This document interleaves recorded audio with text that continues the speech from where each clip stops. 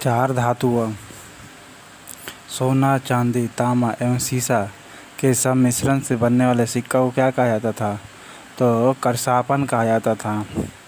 चार धातुओं का मिश्रण होता था और उनके मिश्रण से बनता था एक सिक्का, उसे क्या कहा जाता था? करसापन कहा जाता था। चार धातुएं सोना, चांदी, तांबा, सीसा, सोना, चांदी, तांबा, सीसा, सोना, चांदी, तांबा, सीसा, ये चार धातु था जिसका मिश्रण से क्या बनता था? करसापन। ठीक है, सोना, चांदी, तांबा, सीसा, ये चार धातुओं का मिश्रण था जो करसापन बनता था। ठीक है, करसापन कहलाता था। सिक्का जो बनता था वो क्या कहलाता था? करसापन। और सर्वाधिक शीशे के सिक्के किसने चलवाए थे? तो सातवाहन ने ही चलवाए थे। ठीक है,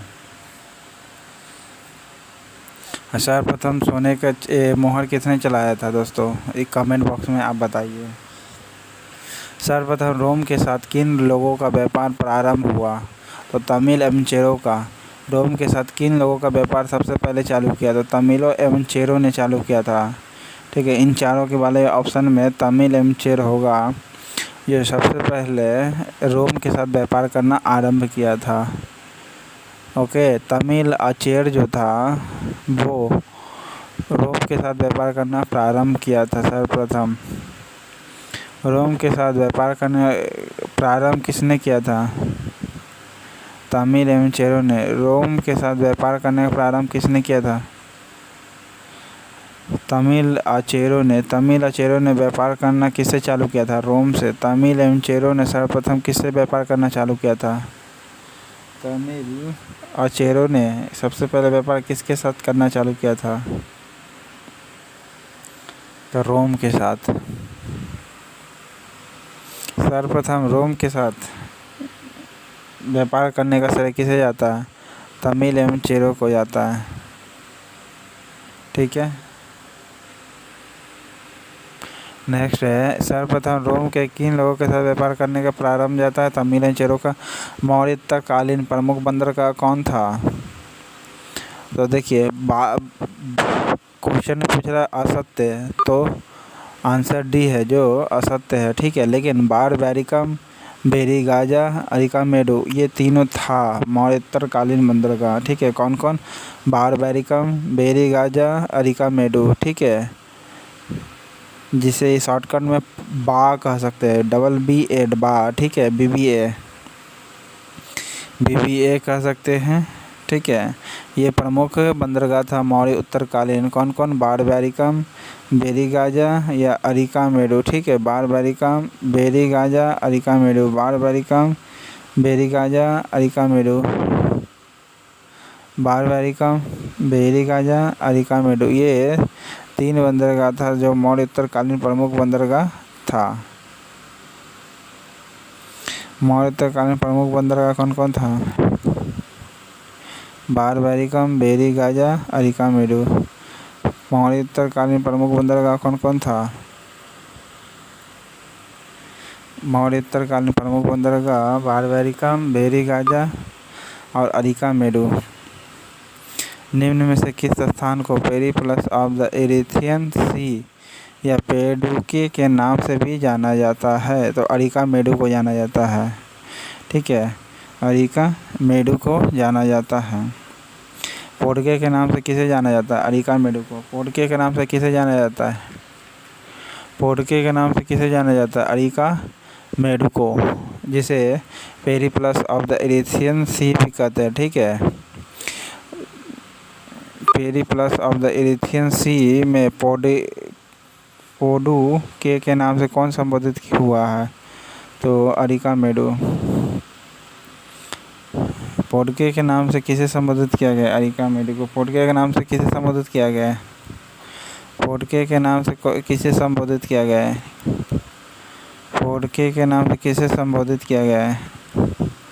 अरिकामेडो को। ठीक है, अरिकामेडो को किसे क्या नाम पुकारा गया है? पोडके। अरिकामेडो को क्या नाम पुकारा गया है?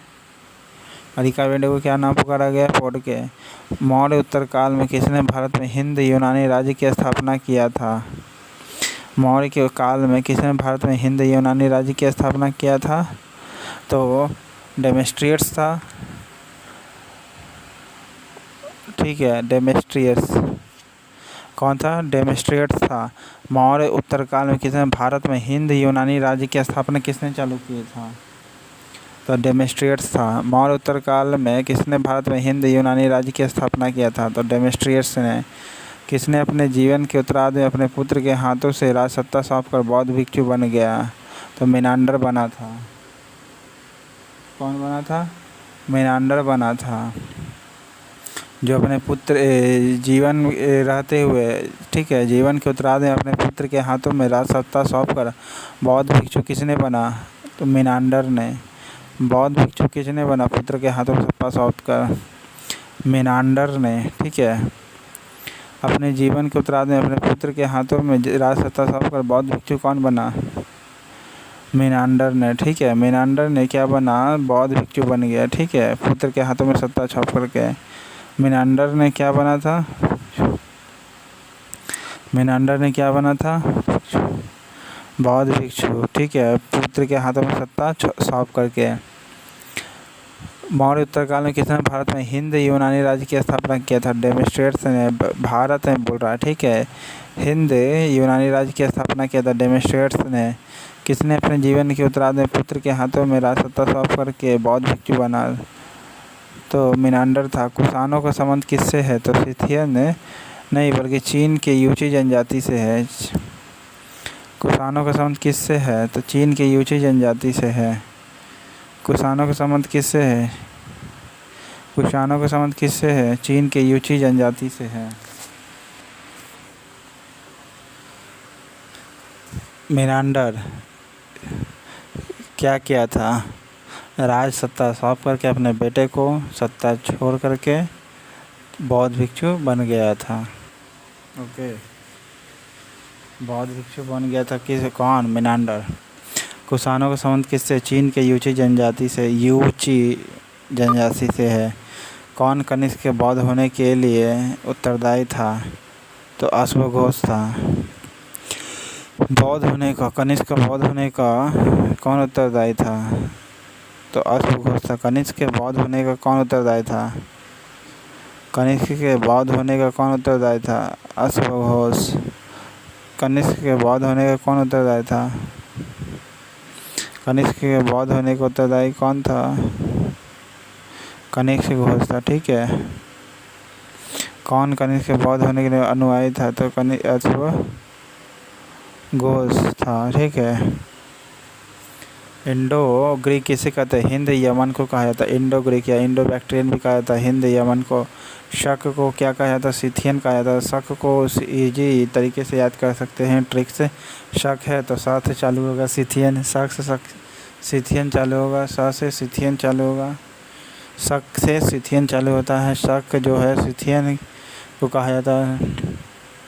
शक जो है सिथियन को कहा जाता है। शक को किसे कहा जाता है? सिथियन को कहा जाता है। शक जो है सिथियन को कहा जाता है। किसका निर्माण शुंग काल में हुआ था?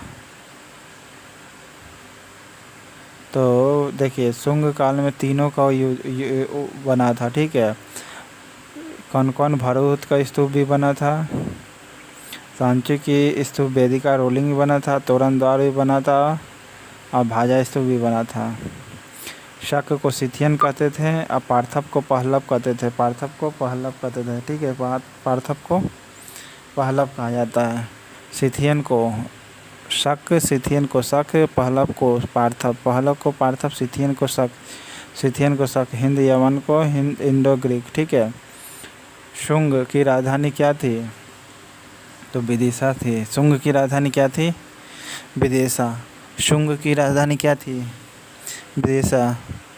ठीक है, पुष्यमित्र शुंग कहते हैं ना, वो उसकी राजधानी कौन थी? पुष्यमित्र शुंग, यानी शुंग की राजधानी कौन थी? शुंग की राजधानी कौन थी? विदिशा। चेदी की राजधानी कौन थी? कलिंग। चेदी का राजधानी क्या था? कलिंग। ठीक है, चेदी की राजधानी कौन था? कलिंग। सातवाहनों की राजधानी कौन थी? प्रतिष्ठान या पैठन कहो। सातवाहन की राजधानी कौन था? प्रतिष्ठान या पैठन। सातवाहनों की राजधानी कौन था? सातवाहनों की राजधानी कौन था? प्रतिष्ठान या पैठण सातवाहनों की राजधानी था। सातवाहनों की राजधानी कौन था? कुषाण की राजधानी कौन था? फिरोजपुर या पेशावर? कुषाण की राजधानी कौन था? फिरोजपुर या पेशावर का ये कुषाण की राजधानी था। सातवाहन की राजधानी प्रतिष्ठान या पैठण होगा। चेदी की राजधानी कलिंग। अशोक की राजधानी विदिशा। पहलव का मतलब पार्थव। सिथियन का मतलब शक। अहिंद यवन का मतलब इंडो ग्रीक। रोमन साम्राज्य के अनुसार किस वंश के शासकों को कैसर की उपाधि दिया गया था? तो कैसर की उपाधि किसने धारण किया था दोस्तों? शक ने या कुषाण ने? तो कुषाण ने धारण किया था। कुषाण ने धारण किया था। कैसर की उपाधि किसने धारण किया था? कुषाण ने। रोमन साम्राज्य के अनुसरण पर किस वंश के शासकों ने कैसर की उपाधि धारण किया था? कुषाण ने। रोमन साम्राज्य कौन सा? रोमन साम्राज्य के अनुसरण पर किस वंश के शासकों ने कैसर की उपाधि धारण किया था? तो कुषाण ने। रोमन साम्राज्य के अनुसरण पर किस वंश के शासकों ने कैसर की उपाधि धारण किया था? रोमन साम्राज्य के अनुसरण पर किस वंश के शासकों ने कैसर की उपाधि धारण किया था? कुषाण ने। कुषाण ने कौन सा उपाधि धारण किया था? कैसर का। कुषाण ने कौन सा उपाधि धारण किया था? कुषाण ने कौन सी उपाधि धारण किया था? कुषाण ने कौन सी उपाधि धारण किया था? कैसर का। निम्नलिखित में से किसका निर्माण शुंग काल में हुआ था? तो भारहूत का स्तूप हुआ था। सांची की स्तूप वेदिका जिसे रेलिंग कहते हैं और तोरण द्वार भी हुआ था और भाजा स्तूप। ओके, ये तीनों का निर्माण हुआ था शुंग काल में ही। किसके काल में? शुंग काल में। किसका निर्माण हुआ था? भारहूत का स्तूप का निर्माण हुआ था शुंग काल में। सांची के स्तूप का भी निर्माण हुआ था जिसे वेदिका रेलिंग कहते हैं, तोरण द्वार कहते हैं। देखिए सांची सबसे बड़ा है। सांची का स्तूप किसने बनवाया था? तो अशोक ने बनवाया था, ठीक है।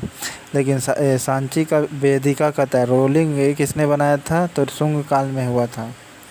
देखिए सांची का जो स्तूप है अशोक ने बनवाया था, ठीक है। लेकिन निर्माण जो हुआ था वेदिका तोरण द्वार का तो शुंग काल में हुआ था, ठीक है। वेदिका तोरण द्वार, वेदिका सांची का वेदिका तोरण द्वार का निर्माण किसने कराया था? शुंग ने। वेदिका तोरण द्वार का निर्माण किसने कराया था? शुंग ने।